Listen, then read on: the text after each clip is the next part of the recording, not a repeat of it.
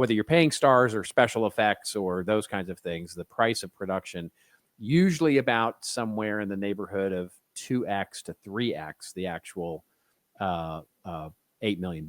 So and then you're paying for the marketing and the placement. Of course. But if you really want it to work, you want to put more marketing around and really make it a thing. But right, that's the whole point is that you introduce the commercial and then it basically tees up. The idea is that at least this is the way it used to be. You would create a big tentpole piece, and then it would feed your campaign for many months to come.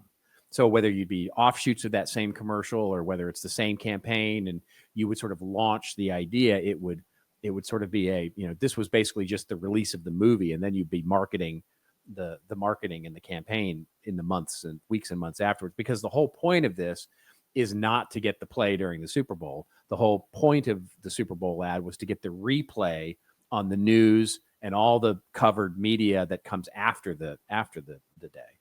Well, it seems like, and by the way, $8 million plus production, that's a hefty fee to pay. But yep. It doesn't seem like you're seeing the extreme inflation in that category as you are with a lot of the digital and performance marketing. Great point. Yeah. So now I'm looking at it because, how 15 years ago, I think you and I were doing the posts that were saying, here's what you could buy with a Super Bowl ad. I think the first one we did was like $1 million.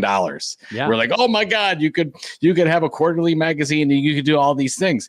But now I'm looking at it, I'm like, oh yes, it's more, but it's not significantly more. We've seen if you look at PPC and you look at some of the influencer marketing we'll talk about later, and that pricing seems to be skyrocketing compared to sort of just, okay, we went from 7 to 8.